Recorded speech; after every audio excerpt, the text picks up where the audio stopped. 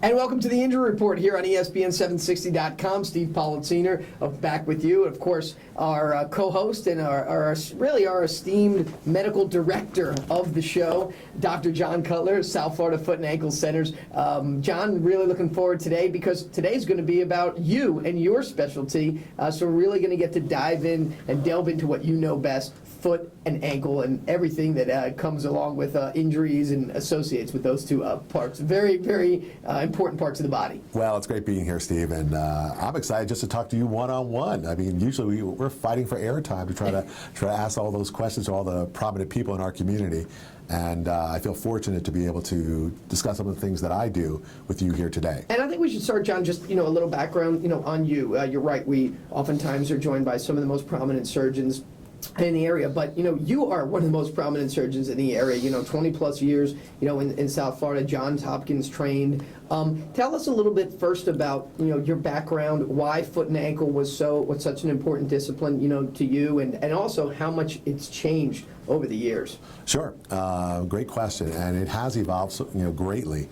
25, 30 years ago, the stuff that we had to repair different bones in the body is not what we have today.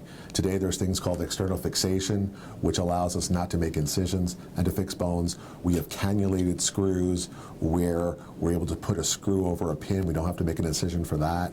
There's something called a tightrope, which doesn't even allow a screw to be in. There's so many new devices that modern medicine has come up to really help us in the foot and ankle, as well as the rest of the body, as we've learned before, as far as the knee and the hip. We've talked about all the prominent people who are using the latest technology just here in South Florida. This isn't at Johns Hopkins anymore or at Mayo Clinic or Cleveland Clinic. This is down here in South Florida where the newest techniques are being utilized. Yeah, and as you mentioned, it's evolved so much over time. Can you kind of put in perspective or in layman's terms how much the procedures or the advancements have been made from when you first started to where they are now? I mean, is it from a typewriter to a computer, or is it from a typewriter to the best computer that anyone's ever seen? I think it's the second, as we think about it, and a lot of the reasons have come are various in nature. Meaning, some of them are because of healthcare.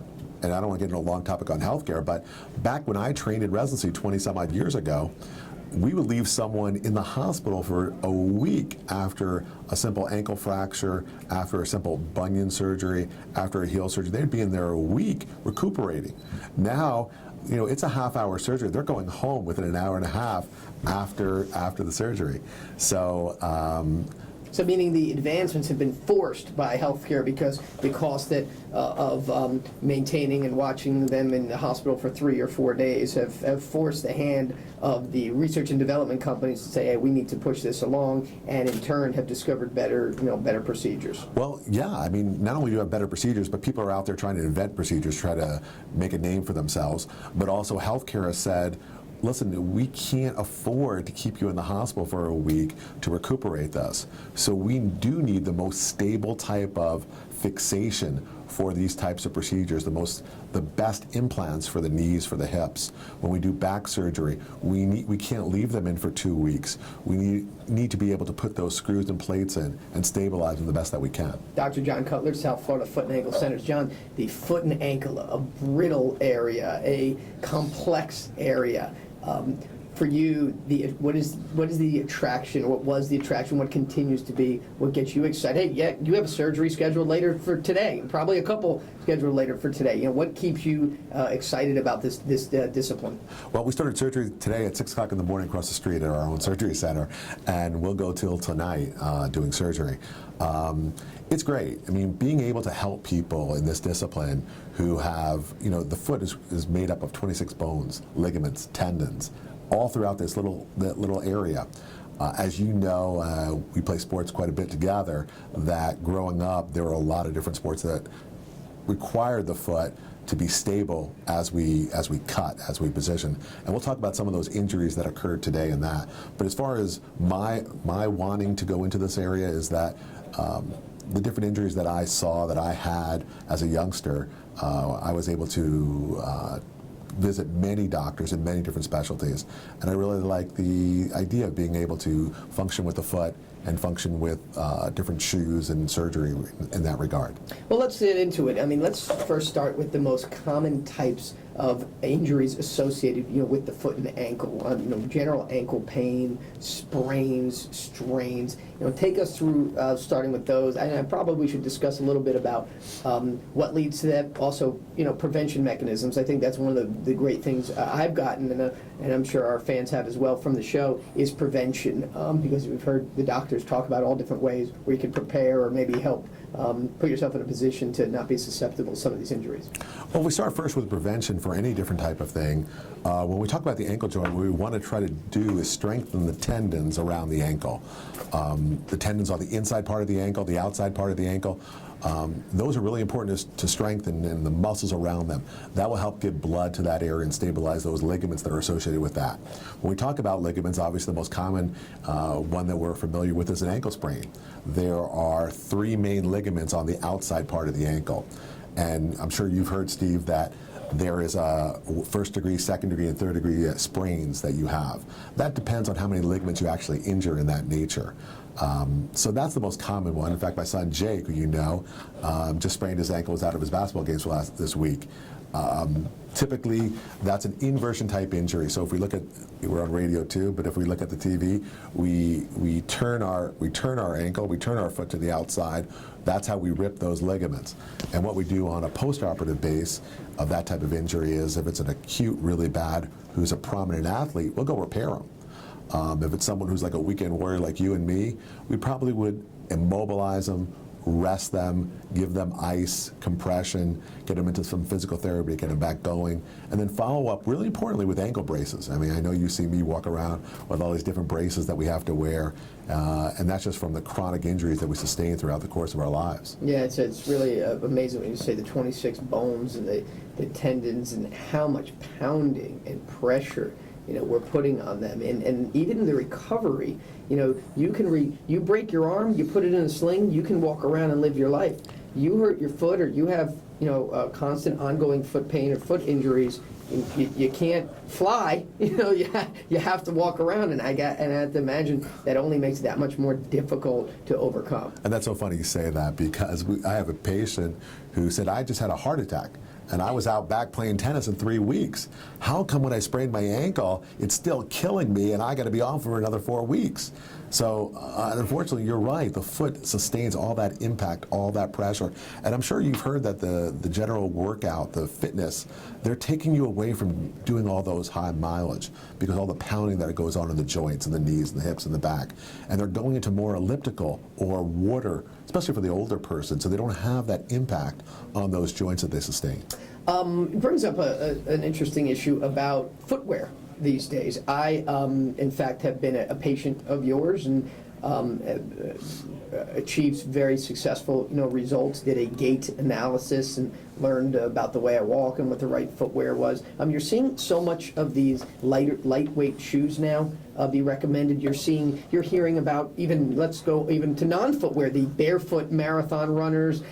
Where, from your professional opinion, for the weekend warrior, who should be wearing lighter shoes, who should be wearing heavier shoes, and what goes into that determination? Wow, I'm really impressed that you're able to keep up with that. That's a newest technique, that's a new topic out there.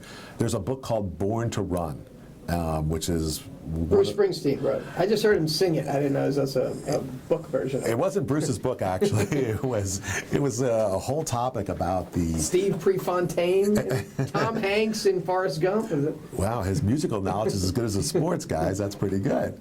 But it's actually a book about the Indians or the Mexicans who had a run, and they found that these people were able to run tremendous amount of mileage. Without any injuries. They were all lightweight. They copied their diet, and that's when they do these. Have you ever heard of these ultra marathons where they do 100 miles in a whole segment? And these people basically have copied these people. In fact, one guy took them and brought them into one of these ultra marathon races, and these people who don't train destroyed the highest elite American athlete just by their natural way of life. Basically, it's called a minimalist shoe that you're referring to. where basically the whole idea is not to have a heavy type of sole like we see, not to have it thick. It's to let your body really try to figure out where to be. And basically what we're doing is, if you heard a heel to toe strike, that's just the opposite of what this is referring to. We actually want to strike our foot on the ball of the foot first and just run that way. And is this something, if you're 40 years old or you're 50 years old and you've walked one way your whole life, and you're pronated or you're supinated or you're inverted, or however the different ways that you walk, you see the duck walk, you see the pigeon toe. Is this something that you can consciously and should be consciously trying to change from a long-term perspective? And is the footwear there allow you to do it? And we certainly know orthotics have been one of those things over the years that have compensated for that as well. It's a big debate. I mean, right now it's 50. We have in our literature, you'll have, it's almost like the Saturday Night Live, pro and con. You'll have the pros for it and the cons for it. The whole idea is to walk on the ball of the foot. You'll take all that pressure off the heel, and just imagine if you can, a vector force going up from the heel into your knee, into your back. You won't have that striking going on where they have that pressure in the joints, in your knee, in your back. You'll be pushing off, using your calf, using Exactly. your glutes and different body parts. Without that heavy force. You got to remember, every time you hit, there's a force going up. Mm-hmm. So there won't be that force going up in a direct form to your knee or to your hip or to your back. You touched on Achilles, one of those really scary injuries when you hear about, again, we bring a lot of stuff back here into fantasy football. When you hear your guys out with the Achilles injury in basketball or in the NFL, they're done. They're done for the year and could be career threatening. Of course, the advancements have, you've seen more guys get back up on the court or on the playing field. But what is it about the Achilles heel injuries, the Achilles tear injuries that are so difficult to overcome? The Achilles tendon is probably the most important tendon in the whole lower extremity, where that is holding up your, it goes behind your knee all the way down to your heel. And that's what causes your foot to go into what we call a plantar flex position, where it drops and you're able to push off. Without that Achilles tendon, you're not able to push off and walk and run. In fact, in Greek times, that was Achilles. They used to cut the Achilles so the slaves couldn't run away, and that's how it occurred. So when you tear your Achilles, you really need, first of all, to repair it, and that takes 6 to 8 weeks non-weight bearing on that. Then after that, you need to strengthen it and stretch it back out again, and that takes another 3-4 months just for that. So that's why the Achilles is so important. It's such a long rehabilitation to get back to that, especially to get back to the level of an elite athlete. And is that something, same thing, preventative? Meaning, if you were to look at athletes that tear their Achilles, or a regular person, are there some telltale signs that they look like they were a candidate for this to happen? Well, again, it's tightness. There's something called equinus, which is the medical word just for tightness in the back of the leg. So again, just like we talk about prevention, stretching before, but really the most important thing is stretching after activities. People forget that, because all during the activity you're working out, you're pushing yourself. But after the activity, you got to stretch all those muscles that get tight during that activity level. So not only is it important to stretch before so you don't pull something, but afterwards to keep it to that length. Seems like a good opportunity, too, to talk a little bit about what you guys do at South Florida Foot and Ankle Centers. We talked about orthotics. Can you share a little bit more about where that's a specialty for you guys? And we talked about gait analysis and some of the other neat things that you guys have available, and some of the real forward-thinking things that you guys have, and exclusive things that you guys have available at your offices across South Florida. Yeah, I mean, orthotics are an interesting tool that we utilize to try to help people. There's different beliefs as far as orthotics go, too. Some doctors give orthotics to every patient, and they want to try to correct the way they walk, to have them walk more efficiently. Basically, our philosophy is that if you're doing fine without any device, you have no pain, then we recommend you stay that way. However, if you are having discomfort, then the orthotic can help you walk in a more neutral position. So you distribute the forces evenly across the foot. When an orthotic is made, we try to hold the foot in what we call its neutral position, so that when you do strike on the ground, all those forces will be distributed evenly, so we can take the pressure off the tendons, the ligaments. I'm sure you've all heard a condition called plantar fasciitis, which has hurt many a basketball player.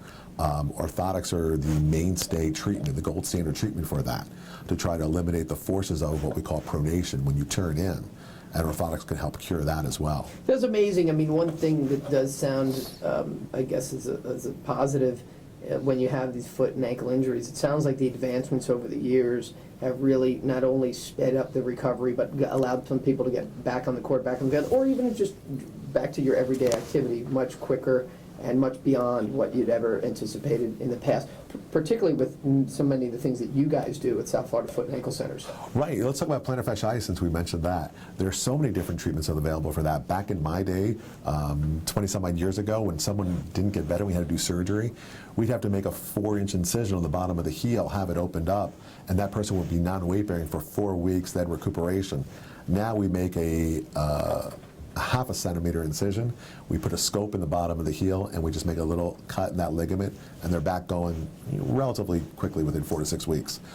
There's also advancements called ultrasonic waves, which go in there and try to stimulate an injury to bring inflammation into that area. That allows it to heal without surgery. So there's orthotics. There's so many different devices that are available. Again, not everyone works for every person, but there's so many things that allow us to try different things for different people. Let's talk about some of the other buzz terms or injuries that occur in foot and ankles that you face every single day, and every one of us, one way or other, has experienced something like this. Bunions, hammer toe. Maybe let's just start with those. Those seem to go hand in hand, and sort of the like the cringe when you hear about them. And God bless you for looking at them each and every day. I mean, you're going to a special place for the things that you do. Bunions is really not as bad as people think. It sounds worse than it is, but really it's just a bone. It's just a bone that's deviated and forces the toe to be deviated. And typically it's not a factor in most athletics, except when it becomes prominent and rubs in the shoe. So Marcus Camby had a large bunion when he was up at UMass. My brother was evaluating him back then. So that affected his playing, and eventually he needed to correct it, I think, and cortisone was utilized to try to reduce the inflammation and allow him to play in some of the games. But hammer toes, those are when the toes are contracted. Michael Jordan had a painful hammer toe, and that had a lesion inside of it and had to have it shaved down. He had a very flat foot, and that contributed to excessive rolling in, which causes the bones to rub against each other, which forms a corn secondary from the hammer toe formation. So a lot of times what we try to recommend, Steve, is we're conservative. If it doesn't bother you, leave it alone. However, if those do bother you while you play sports, while you're athletic, those are simple things that we can fix and get you back going pretty quickly. How about from an aesthetic standpoint? Women with the open-toed shoes, they have the bunions, they have hammer toes. You said if it doesn't bother you, meaning if it doesn't physically make it a challenge for you. What about just from an aesthetics standpoint? Because that is it's much more commonplace in mainstream now to wear open toes, and I transfer that all the way down to to toenail fungus as well, and another area I know that you're familiar with. Yep, all good points, all debatable points, meaning that there are people who, in New York, one of the new trends is to remove your fifth toe, so you can fit into the narrow, pointed shoes. Again, the typical, I think the orthopedic community and the foot and ankle community is against that. We try to treat full. Who is for that? Is there another community that's for the removing your fifth toe? The shoe company, the shoes companies who want you to fit into those shoes. So Jimmy Choo exactly is for that. So But the rest of the world. Stacy wears those shoes. You know about that. So yeah, basically that's what it is. There's cosmetic versus painful, symptomatic. We tend to go symptomatic. Obviously, if you have a young girl who needs to be in fashion, that's something we obviously do. Because if she has to wear those shoes, they will hurt. So you can justify it in those reasons. And then really going on to sports now. Plantar fasciitis, you mentioned, that's so closely associated, with professional sports. And more recently, the Liz Frank injuries.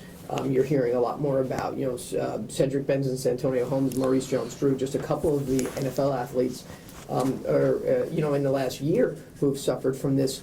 Is this new? Is this something that just popped up, and why are we seeing so much of this lately? Well, I think it's always around. I think it's just a coincidence, really, that we're seeing so much of the Liz Frank's injury. If I take a break, just to go back to the plantar fasciitis for a second, that's probably the most common thing that we see. I mean, in basic layman's terms, why does plantar fasciitis happen? I can't even say it. You're doing great. You're doing great. It's a great question, too. The reason that it occurs is the way we walk. First of all, down here in South Florida, I can't tell you how many patients say, well, I've been up north, I never had any pain. Well, they had carpeted floors in New York. They had a much more cushion, those types of things. Down here, the tile floors put much more pressure on the heel. Also, when we pronate, when we roll in, that rolling in causes the plantar fascia, which is the ligament that starts on your heel. Everyone thinks they have a heel spur on the bottom. Typically, 98% of the time, the heel spur on the bottom of your heel does not hurt. What's hurting you is that ligament called the plantar fascia, which is pulling on the bone. That's the main problem. So we do see a lot of plantar fasciitis. If I say that represents probably 25% of all my patients. Okay, and then Liz Frank, what is it? Why does it happen? Liz Franks, fortunately, does not represent most of my patients, but when it happens, it's a pretty severe injury. There's a ligament that holds one bone to the midfoot together. When that ligament is ruptured, the other bones can move apart and they separate. And the joints in your foot they're small bones, so the joints are very close together. If you have a 2 or 3 millimeter separation, you can develop significant arthritis in a very short period of time. Therefore, there could be possibly 1 to 2 joints involved, or 8 joints, depending how much displacement you get after you rupture that ligament. So, very common injury from a car accident. When there's a force, like we talked about before, a vector force. Trauma, when it comes up from the bottom upwards. So if you slam your foot down on a brake and you get in an accident. You see it in football. Might it be from a particular play? Yeah, that is, if someone's coming down hard on that area and the force from the ground is greater than that foot, and it just ruptures that ligament, and that could be, if not treated correctly, and even if treated correctly, could be a career-ending injury. So you put Liz Frank more in the category of like an Achilles, like a trauma or an incident occurs. Plantar fasciitis would be more of an an overuse syndrome. Type of thing, compounding, overuse, over time. How about going back to one thing about the light shoes? Should people be? And you just put it in my head when you talked about people walking around on on floors and tile instead of carpet. Should people be walking around barefoot around their homes? Is that better? Does it keep the stretching going that you talked about? Again, a debate. I tend to go into the camp of the minimalist, meaning that I believe you have to listen to your body. Try to see how your body reacts. So if you can go all natural, as we would say, and go without shoes, then I think you should. And let your body try to react and compensate to what it does naturally. I kind of like the minimalist movement, where we're putting the pressure on the foot and letting our body try to figure out where to go and how to develop the least amount of problems. It's not for everyone, and you really got to watch your body and see how you react to it. But I think it's actually a great idea, which is I think will limit injuries in the future. Last couple quickies for Dr. John Cutler, of course, with me here each and every episode of the Injury Report. John with the South Florida Foot and Ankle Centers on ESPN760.com, our injury report here today. You can learn more at WCFoot.com. By the way, a full complement of everything from all the services they offer, learn about the physicians, to even just going ahead and scheduling an appointment. One of the neat things, too, is in most cases, you don't need a referral, from your doctor. But I want to go into, you have something, you feel like your heart's not doing well, I better go see a doctor. Or you have the flu, I better go see a doctor. My ankle's a little tight, my foot's a little sore. What's the next step? What's the right procedure? When should people go, and see you? Because oftentimes it seems like it's too late. It's on the back end. It's once that trauma occurs, once that injury. How can prevention become more top of mind with foot and ankle treatment? That's tough. I don't know if our society will ever get to that level as far as going in and getting an evaluation on stretching, on things to help prevent those issues. There'll be an occasion where, you and I are playing and you'll feel a little tightness in the back of your leg and say, what's this? And that's a simple strain. And again, it's back to my philosophy of listen to your body. Start slowing. If it's hurting you, slow down. And that's always when people after a surgery, when can I get back? And we have our basic protocols, but everyone's different. No one follows the book exactly. So we try to hear your body. Listen to what it's saying. If it's saying, hey, I can walk and I have no pain, then let's go. But if it's saying, hey, you know what, My ankle's been hurting me for years. I don't think it's anything too bad because it hasn't gotten any worse, but it also hasn't gotten any better. Is that the person that maybe doesn't recognize that they should be seeing you because whether it's orthotics, whether it's stretching, whether it's minimalist shoes, whether it's a procedure that they might need that people are missing out on? Any pain, if someone's having pain that lasts for more than a few days, they should have that evaluated right away. If someone has swelling in their foot that they're not used to, that's new to them, that should be evaluated right away. Any changes that occur that are not common in that person's normal life, that should be evaluated not only by a foot and ankle doctor, but if they have that, if you have a chest pain, all right, I wouldn't wait 3 days for that. I would have that checked out right away. So anything that's new or uncomfortable for that patient, that should be evaluated as soon as they can. Well, I can tell you, in closing here, long before we started doing this show, I was a patient of Dr. Cutler's that experienced an injury playing basketball, and the gait analysis, the therapy, the treatment plan, the orthotics, everything was customized, for me. And part of it's the patient has to do their part. You have to stick with it. You have to grind through some of the pain. And thrilled to say that I've been back on the court, playing for several years since that. And I think people should not let this kind of pain restrict them from going out and doing whatever they want to be doing. But like you said, you have to go in, you have to get the evaluation. There are options, and I think it's important that people know that. And you can go to wcfoot.com to learn a lot more. Again, you rarely need the referral. Almost all insurances work with all insurances and locations all throughout South Florida. So there's really no choice not to not to allow some kind of foot and ankle pain slow you down when you have Dr. Cutler and his great staff at your disposal. Thanks very much, Steve. I mean, our philosophy is that there's so many times too that we see people from other offices. One of the things that really perturbs me a lot is when someone says, "Well, you need to be off your foot and you really shouldn't be playing basketball anymore." And someone who really wants to play basketball, I know if someone says that to you or someone says that to me, I know we're both walking out because that's the only thing we can do. So our goal is to get you back doing what you want to do. So if you want to go run 3 miles, then that's what we're going to try to do. We're going to try to tailor that to that specific person and try to give them realistic goals that they can accomplish with that. Well, Doc, very informative. Glad you got the chance to talk a lot today and show off a little bit about what you know. In fact, we even learned some Greek mythology, I believe, earlier. Learned a little bit about Achilles. Learned a lot of those kind of areas, how to prevent them, and really gained a lot of appreciation for what you do each and every day. So we better let you get to surgery. We hope you've enjoyed another episode of the Injury Report. For Dr. John Cutler from the South Florida Foot and Ankle Centers, Steve Palazziner from ESPN760.com, and you've been listening to the Injury Report. We'll see you next time. Thank you.